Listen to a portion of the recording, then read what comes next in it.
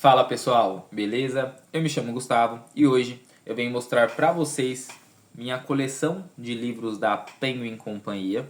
Não é uma coleção imensa, eu tenho 9 livros dessa editora. No entanto, acredito que essa coleção aumentará muito ainda daqui em diante, porque principalmente neste ano de 2024 eu comecei a ler muito mais livros clássicos, muito mais livros de ficção. Era um gênero que antes eu não me interessava, eu lia basicamente coisas mais técnicas, coisas não ficcionais, enfim.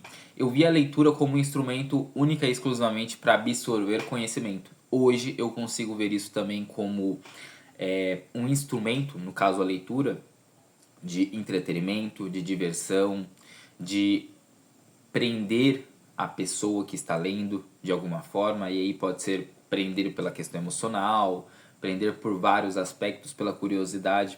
Então, hoje em dia eu consigo valorizar muito mais o gênero de ficção e, diante disso, valorizar também muito mais os clássicos do que anteriormente. E isso faz com que hoje eu esteja adquirindo mais livros desse gênero, inclusive eu já li alguns dos que eu mostrarei aqui e falarei sobre cada uma das obras com vocês, principalmente as que eu já li que eu conseguirei falar com mais propriedade, mas as outras também, o que eu tenho de conhecimento sobre elas, tá bom? Então, é isso. As edições da Penguin Companhia, elas geralmente seguem essa padronagem aqui de capa, tá?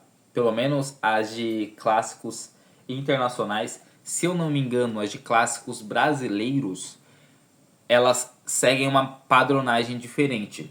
São com capas alaranjadas, enfim, eu não tenho nenhum exemplar aqui, não tenho nenhum modelo. Os clássicos que eu tenho são só internacionais mesmo. Então, o padrão é esse aqui, beleza? Sempre essa parte preta embaixo com o título e o nome do autor. Aqui em cima uma arte e essa divisória escrita Penguin Companhia. Certo? E qual é o grande ponto positivo em comprar uma edição da Penguin Companhia? Bom, primeiro que a maioria das pessoas que falam sobre elogiam muito a tradução. Eu, particularmente, pela experiência que eu tive de ler os livros da Penguin, eu gostei bastante de fato da tradução. Eu li Dostoiévski e Shakespeare na Penguin Companhia. Em ambas eu gostei bastante, principalmente de Dostoiévski, porque eu ouvi pessoas que já leram em outras edições dizendo que tem algumas que às vezes deixam acessível demais a leitura e perde um pouco do brilho da forma como Dostoiévski escreve, enquanto existem também edições que não são também tão bem pensadas, tão cautelosas e acabam dificultando demais.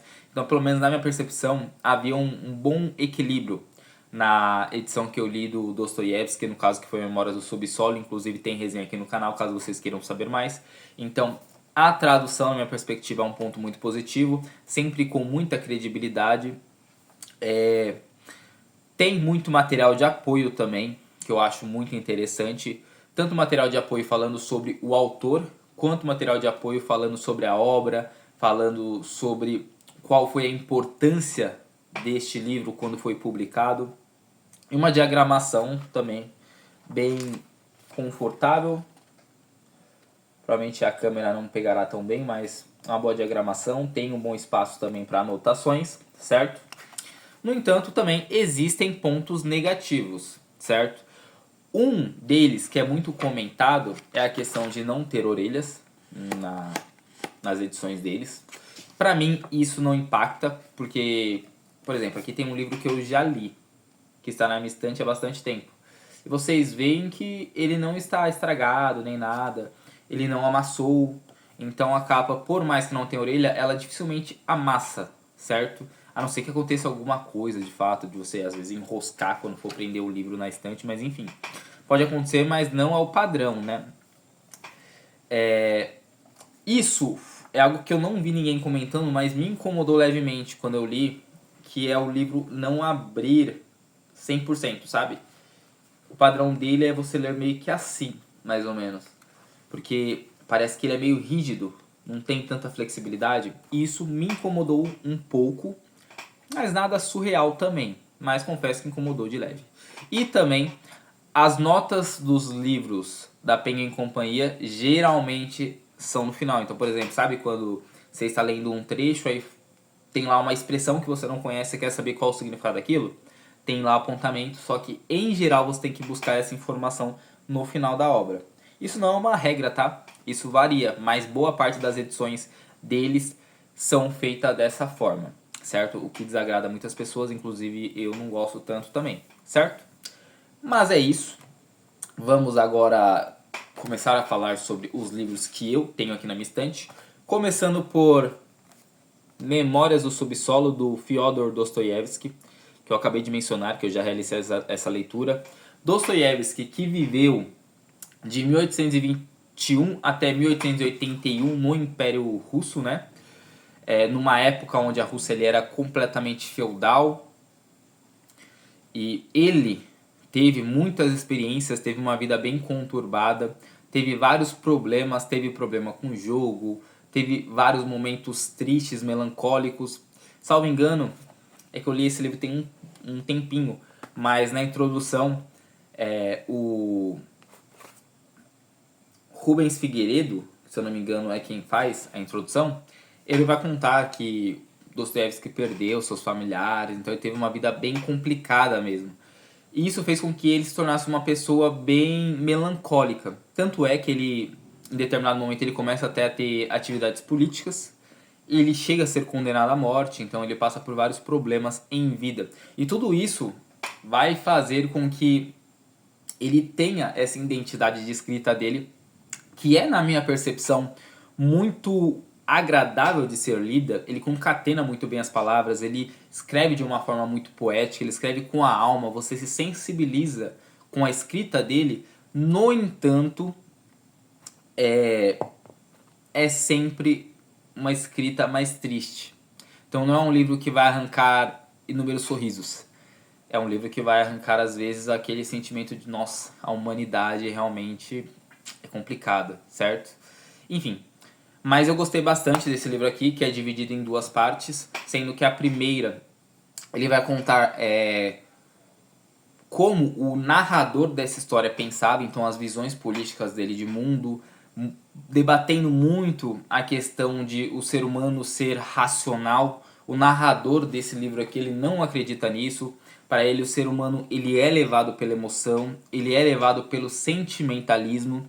Então não adianta surgir pensamentos, ideologias, enfim, correntes dizendo que tem que haver racionalismo, tem que haver pensamento antes de qualquer atitude e tudo tem que ser tomado como decisão a partir da razão. Ele é crítico a isso e deixa isso bem claro dentro da obra.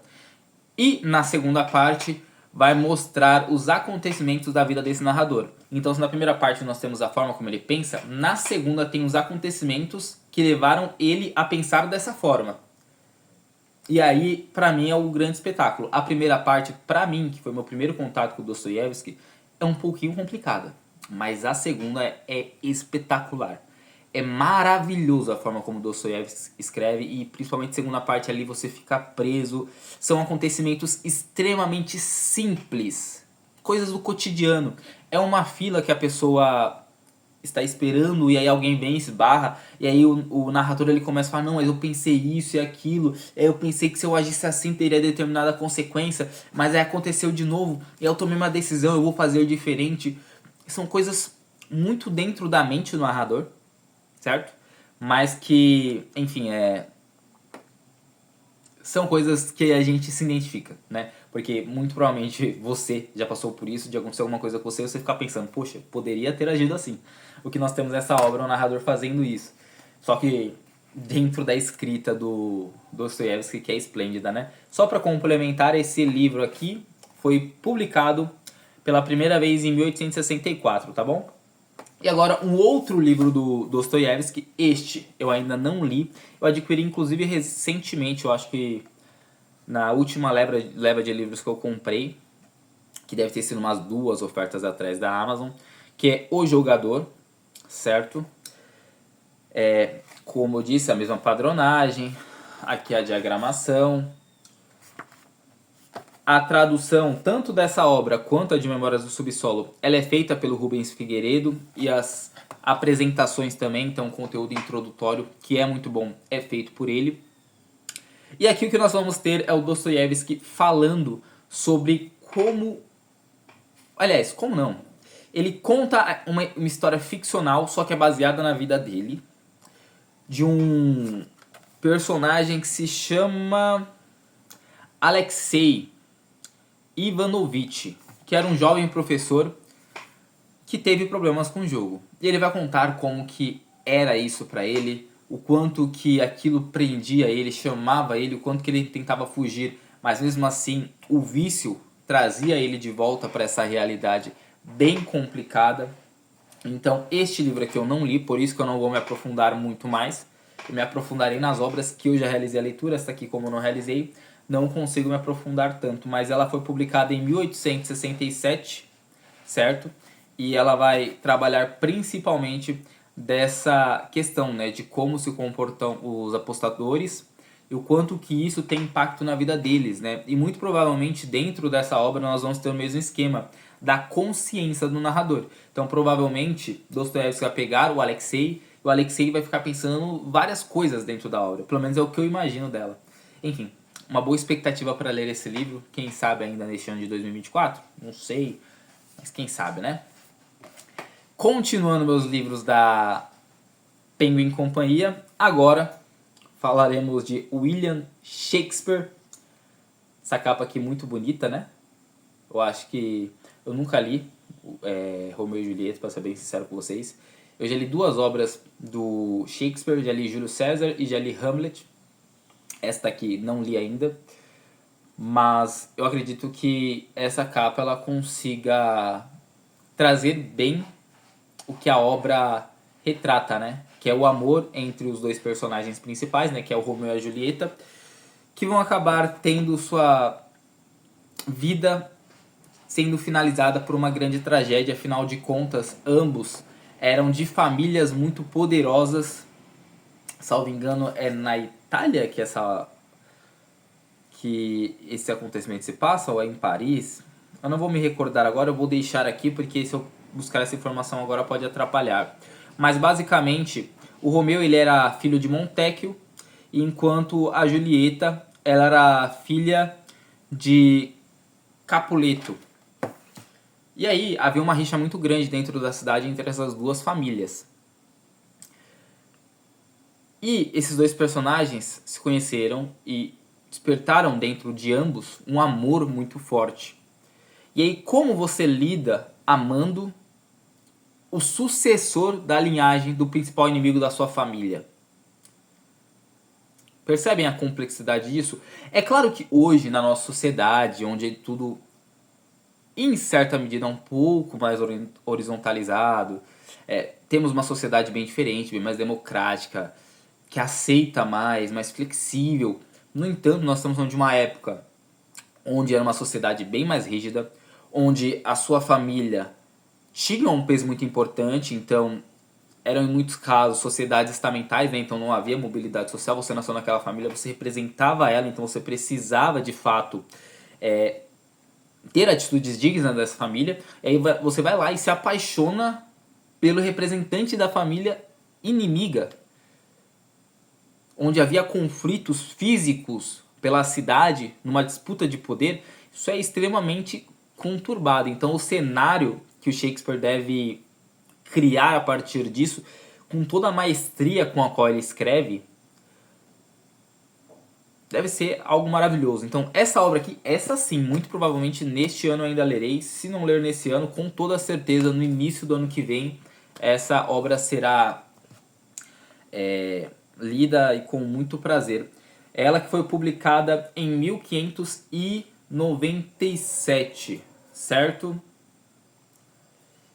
E aí eu não falei do Shakespeare, mas eu acho que ele dispensa apresentações, né? Considerado um dos principais escritores da língua inglesa. Tem inúmeros clássicos, eu já citei alguns aqui, como por exemplo o Hamlet, né, que junto com Romeu e Julieta provavelmente são as duas principais obras dele, mas também tem Rei Lear, tem várias obras. Ele realmente é formidável, É aquele tipo de autor que eu olho e penso, nossa, cada vez que eu leio uma obra dele, eu tenho mais vontade de ter a capacidade de ler todas, sabe? É um autor que quando eu chegar no final da vida eu quero falar, eu li tudo que ele escreveu, porque a escrita dele é espetacular e não é algo extremamente inacessível, não é algo que ele dificulta, não, ele entrega prazer na escrita dele. Eu acho isso maravilhoso, certo? Dando continuidade, este aqui eu li, Júlio César, foi publicado em 1599, portanto bem perto ali, o Shakespeare que viveu de 1564 até 1616. Este livro aqui ele é muito interessante porque Júlio César, né, que muitas pessoas denominam como imperador romano, na realidade ele não foi imperador. O primeiro imperador romano veio na sucessão dele, né, que foi Augusto, mas ele foi muito relevante de fato, ele foi um dos principais líderes do Império Romano, ele conseguiu trazer muito progresso, principalmente militarmente. Então ele era uma figura de fato muito, muito, muito relevante e muito poderosa. No entanto, essa obra aqui, ela tem uma peculiaridade, que se você não conhece o Júlio César, e assim, se você não conhece o Júlio César, não sabe nada dele, você talvez esteja, enfim, precisa estudar um pouquinho da história do Império Romano, pelo menos de leve, para você ter uma noção básica de quem ele foi. Mas se você não conhece, assim, você pega e você lê aqui, você vai provavelmente achar que o Júlio César é um cara muito fraco, muito indigno de estar na posição que ele ocupava. E aí talvez você me pergunte, nossa Gustavo, sério? E por que o Shakespeare fez isso? A resposta é muito simples. É porque nessa obra ele narra o declínio do Júlio César. Ou seja, ele não narra o ponto alto da carreira dele, não.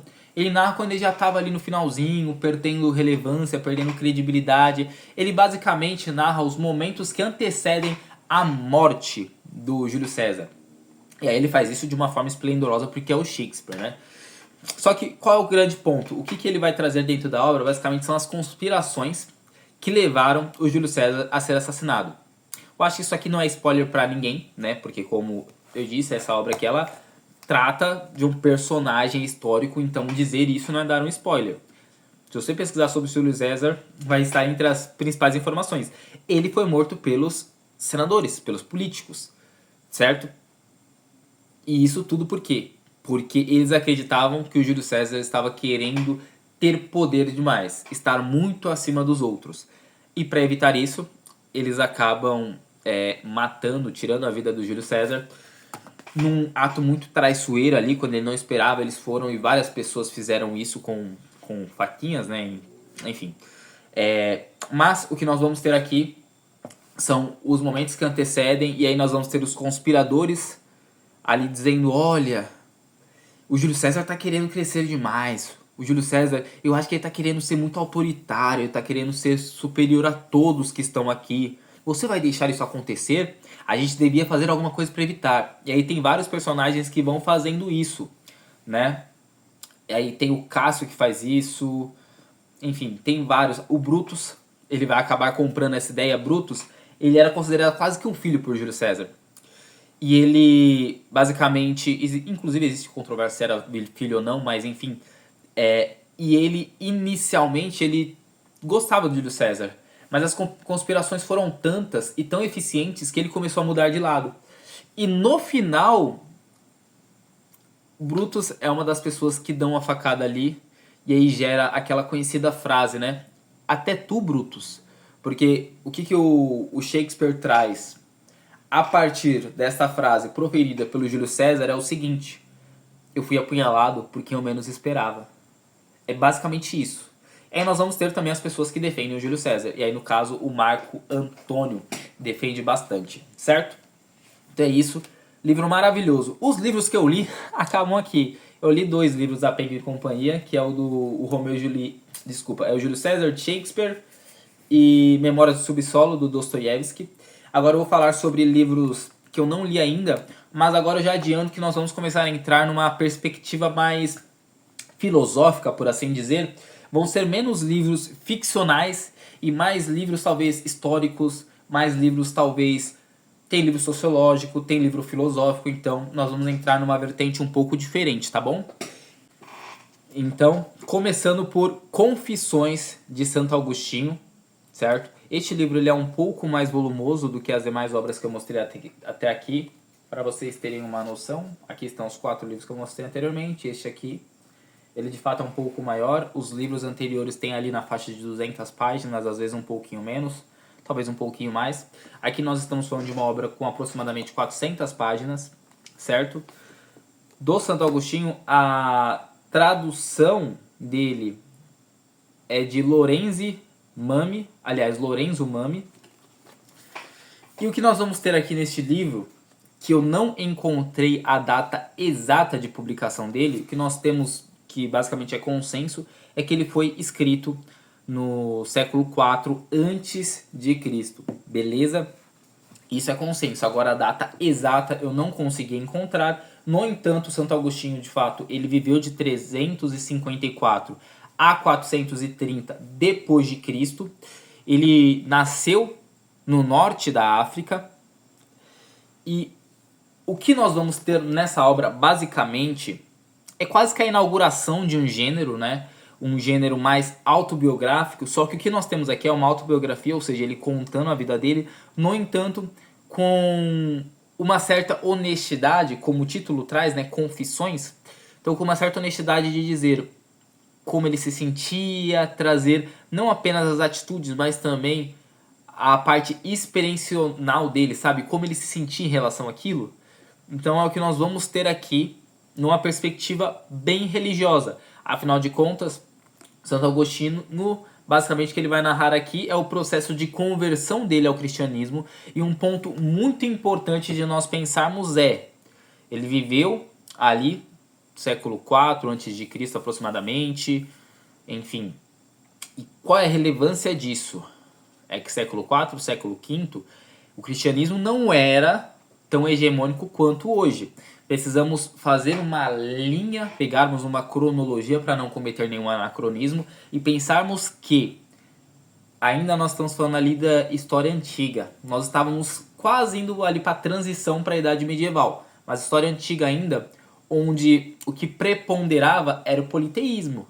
Então o cristianismo, quando surge ali na virada, né, na inauguração do século I, século II, né, quando surge, o que nós tínhamos ali eram hegemonicamente religiões como a religião grega, a religião dos romanos que beberam muito dos gregos, onde haviam várias divindades. E aí vem o cristianismo trazendo um Deus único, que ao mesmo tempo que era único, ele era parte de uma trindade, né? Mas enfim, é uma religião monoteísta, né?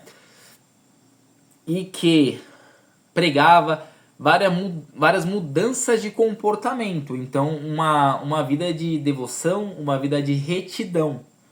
E isso é algo muito diferente, né? E por isso, no início ali do cristianismo, haviam muitas e muitas perseguições.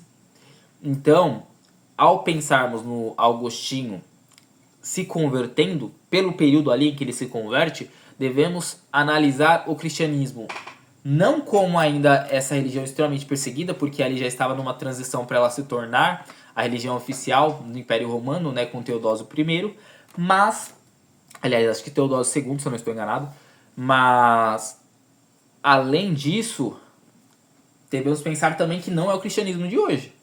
Então não é que todo mundo se convertia, não. Era uma decisão bem relevante, certo? E ele vai contar como foi isso e trazer várias e várias reflexões. Então eu espero que essa leitura aqui, quando eu realizar, seja maravilhosa. Embora esta aqui não esteja entre as leituras que eu pretendo fazer num curto espaço de tempo, tá? Isso aqui é algo que eu pretendo deixar por um tempinho aí mais adiante. Mas é um livro muito relevante, justamente por ser tão inédito, né, nesse sentido autobiográfico, que hoje é tão comum, né? E é um livro que eu posso dizer aqui, pelo que eu ouvi de conteúdo sobre, que é um livro muito relevante tanto no aspecto teológico, quanto no aspecto filosófico, quanto também no aspecto histórico. Então é um livro que ele vai trabalhar muito bem todas essas vertentes, inclusive é um livro que não é exclusivamente para pessoas religiosas. Ele pode ser lido por pessoas também, tanto ateus quanto pessoas que tenham alguma outra religião, enfim. Certo?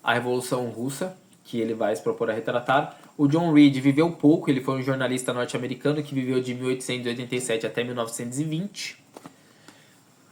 E ele foi enviado como jornalista para a Europa para cobrir a Primeira Guerra Mundial. No entanto, quando ele estava ali fazendo a cobertura, começou a ocorrer algo muito diferente lá na Rússia. A Rússia, que todo o processo de Revolução Russa ele é muito controverso. Inclusive, quando nós falamos em Revolução Russa, embora basicamente nós atrelemos a 1917, existem correntes, dentre elas, por exemplo, a do Daniel Arão Reis, que é o historiador brasileiro, que tem um livro falando sobre a Revolução Russa, que eu já resenhei aqui no canal, onde ele vai defender que a Revolução Russa não foi uma, foram 5. Então ele começa desde 1905 ali, com o Domingo Sangrento, sendo uma revolução, ali um momento muito marcante, e ele vai trazendo vários acontecimentos que vão, de uma forma geral, ser a Revolução Russa. Então não é uma, são várias. E é claro que isso aí vai depender de análise de cada historiador, né? Alguns de fato vão defender que é ali algo mais específico de 1917, outros vão dizer que isso pode ser fragmentado e trabalhado em diversos períodos, diversos acontecimentos.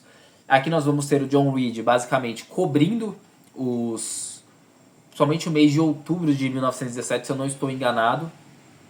Então ele vai ali dentro daquele barril de pólvora, né, que está basicamente estourando. Ele vai cobrir tudo que acontece. Ele vai ter a experiência de entrevistar, aliás, de conversar com o Lenin, com o Trotsky, então basicamente as principais figuras ali da Revolução. E ele vai narrar ali, se posicionando pelo que eu vi das resenhas que eu assisti e que me deixaram com vontade de ler essa obra aqui. Então nós vamos ter isso, ele meio que se posicionando. Pelo que eu vi, ele era favorável ao que estava acontecendo, certo? Muito embora, por ele ser norte-americano, o que parte da nossa mente é pensar o oposto, né?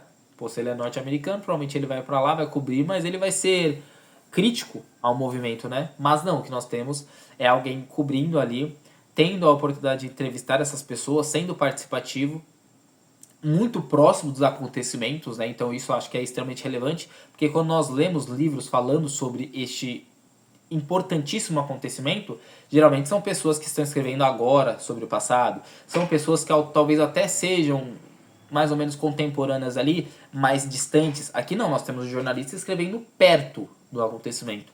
Além de ser um jornalista, então talvez a linguagem seja bem interessante, certo? Mas aí vai ter questão de tradução, enfim, vários pontos. Mas a Penguin é boa em tradução, então é um livro que me deixou com muita vontade de ler, certo? Talvez esse aqui seja lido nesse ano. Existe uma possibilidade bem considerável, certo? Agora vamos entrar na parte mais filosófica, né, do contrato social do Rousseau. Este aqui publicado em 1762. O Rousseau, que viveu de 1712 a 1778. Ele era suíço. Foi um pensador ali característico do movimento iluminista, né? Então ele era presente no movimento iluminista, muito embora ele tinha várias críticas ao iluminismo, certo? Então ele pertenceu à corrente iluminista, mas ele era crítico em vários segmentos. Aqui nós temos um livro bem curto. E o Rousseau ele é muito relevante, né? Ele vai dentro dessa obra trazer 2 pontos fundamentais da sua forma de ver o mundo, né?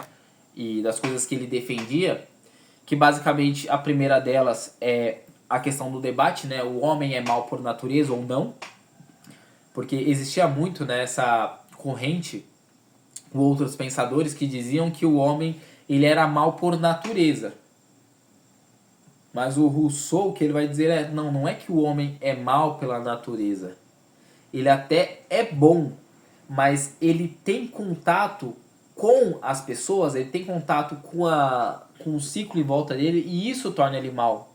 Então surge aquela frase que pode resumir muito bem ele, que é: o homem nasce bom, mas a sociedade o corrompe. Então essa era a principal ideia do Rousseau, né? E aí ele vai trazer isso dentro dessa obra e vai além disso dizendo que há necessidade de um contrato social.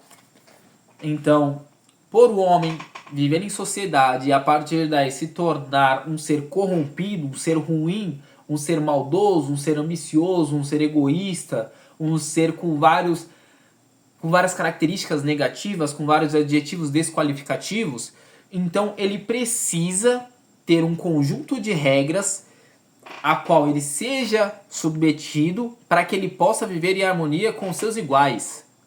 Então é isso que o Rousseau vai defender dentro dessa obra. E aí ele vai trazer ali como esse contrato deveria ser elaborado, enfim, coisas nessas perspectivas. É um livro bem curtinho, né? São 190, 200 páginas basicamente. É um livro que eu tenho vontade de ler, mas assim, Rousseau eu gostaria de pegar um momento ali na minha vida e ler pensadores contemporâneos a ele, sabe? Tipo, ler ele junto com outros iluministas, enfim. Ler Hobbes, enfim, ler várias pessoas assim juntos, sabe? Mas é um autor bem interessante. Embora uma obra pequena, uma obra que eu não sei como seria a experiência de ler ela, talvez seja um pouquinho mais complicada. Mas é mais uma das edições que eu tenho da Penguin. E para finalizar esse vídeo, o último livro, e este é o outro que eu citei, que eu disse que me deu muita vontade de ler. Este livro aqui, ele é completamente diferente de todos os outros, né? Primeiro, ele é volumoso, né?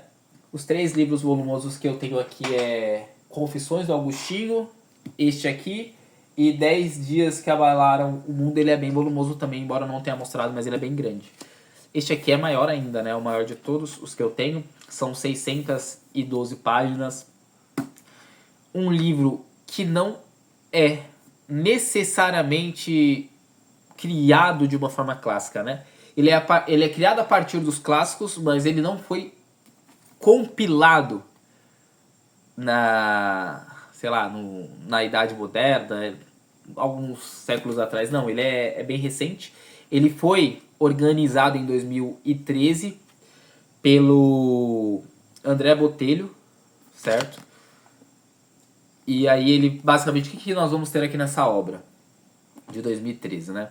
Nós vamos ter o André Botelho, que é historiador, com mestrado em Sociologia e doutorado em Ciências Sociais.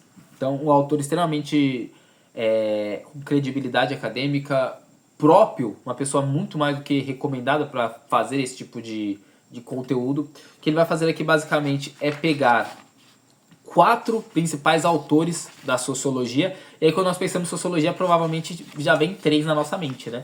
Que é o Marx, o Weber, né? E o Durkheim. E aí o que ele vai fazer é pegar esses 3 autores e mais um, que é o Simmel, George Simmel. Ele vai compilar principais textos desses autores a partir do que ele acredita. Então, por exemplo, ele vai pegar o Marx e ele vai trazer textos como, por exemplo, aqui nós vamos ter o Manifesto do Partido Comunista nessa obra. Nós vamos ter um capítulo do livro O Capital, que é o capítulo A Mercadoria. Nós vamos ter o prefácio, que vai falar sobre a contribuição e a crítica da economia política. Nós vamos ter a introdução, que vai falar a contribuição e crítica da economia política também. Então, nós vamos ter aqui ele pegando textos que esses autores escreveram na época. Ele vai pegar o que ele acha mais relevante e vai colocar aqui para nos introduzir, para nós termos a base. Então, quando ele for para o Durkheim, por exemplo, ele vai trazer o texto. O que é um fato social? Aí um outro que ele vai pegar, regras relativas à observação dos fatos sociais. E aí vai complementando. Também algumas formas primitivas de classificação, o dualismo da natureza humana e suas condições sociais. O que ele vai fazer aqui basicamente é pegar os textos escritos por esses autores em sua época e compilar ele. Que textos ele vai pegar? O que ele acha mais relevante, o que ele acha mais introdutório, o que ele acha fundamental, o que ele acha essencial, certo? Então, e isso vai se aplicar a todos os demais autores.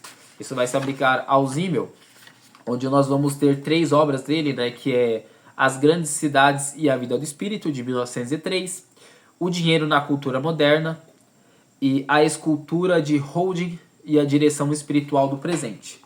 E Max Weber, que também vai ter 4 textos aqui. Todos têm 4 textos, com exceção ao Ziebel. O Ziebel tem 3, tá? Max Weber, ele vai ter, dentre os textos escolhidos, conceitos sociológicos fundamentais, ciência como vocação, política como vocação e, para finalizar, reflexão intermediária, teorias dos níveis e direções da rejeição religiosa no mundo. Certo? Então, enquanto eu falo, eu vou deixar a foto desses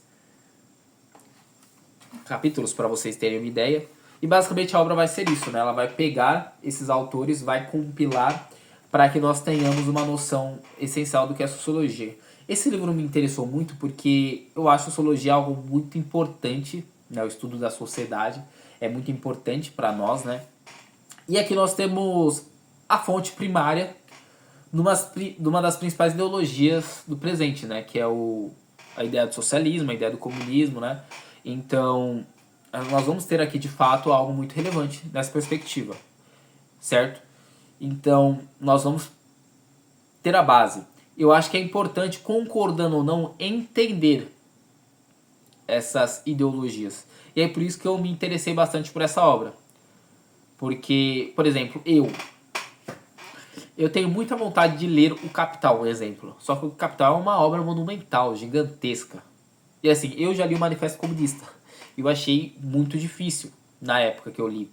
Então, me assusta muito ler O Capital.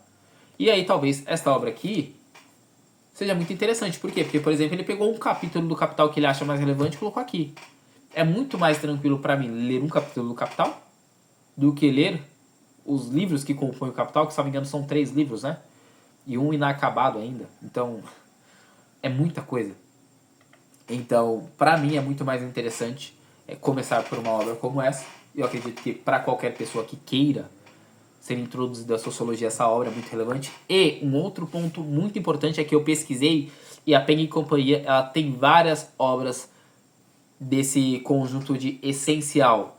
E aí nós temos a obra do Joaquim Nabuco, nós vamos ter do Franz Kafka, nós vamos ter de vários autores ali o essencial deles, ou seja, pegando as principais obras destes autores. Joaquim Nabuco me interessou muito, tá? Talvez eu adquira aí num próximo momento onde eu me propor a comprar livros da Penguin, certo? Então é isso, pessoal. Foram esses livros aqui que eu quis compartilhar com vocês e que eu tenho na minha coleção da Penguin. Ele fica muito bonito na estante, tá? Ele fica exatamente assim, ó. Fica deitadinho e aí minha mão é torta, mas a estante não. Então na estante ele fica alinhado, a lombada, tá? Então fica sempre essas partes pretas em cima e embaixo e essa risca branca no meio de uma forma fixa. Livros muito bons, recomendo para vocês, qualquer um deles. Enfim, tradução exemplar, conteúdo muito bom. Vou deixar o link na descrição de cada um desses livros na Amazon. Vai ser um link de afiliado. Vocês comprando a partir desse link me ajudam muito, até porque eu ainda nem fui aprovado disso, então preciso ser aprovado. E para isso eu preciso que algumas pessoas comprem por este link, então me ajuda bastante. Se vocês quiserem, tiverem gostado do conteúdo, tiverem se interessado por alguma das obras, comprar por meio desse link me ajuda bastante. E mais do que isso, me ajuda se vocês deixarem comentários com recomendações de livros da Penguin que vocês já leram e gostaram bastante. E desses livros que eu trouxe, o que vocês acharam deles, se vocês já leram também. Compartilhar a experiência que vocês têm com a Penguin Companhia aqui nos comentários ajuda bastante também, dá um certo engajamento, deixar um like também e se inscrever no canal se você não for inscrito, certo? Espero ter trazido um conteúdo bacana, tentei não trazer de forma superficial os livros, né, porque é o que acontece com muitas pessoas que gravam esse tipo de conteúdo, e eu nem critico porque geralmente as pessoas elas trazem às vezes 20, 30 livros da Penguin Companhia. Eu trouxe 9, então eu tive tempo para fazer isso. Se a pessoa fizer isso com 30 livros é muita coisa. Eu vou mostrar para vocês quem veio aqui agora. Minha filha. Clarinha. Mas é isso, pessoal. Espero que vocês tenham gostado do conteúdo. Tamo junto. Até a próxima e um forte abraço.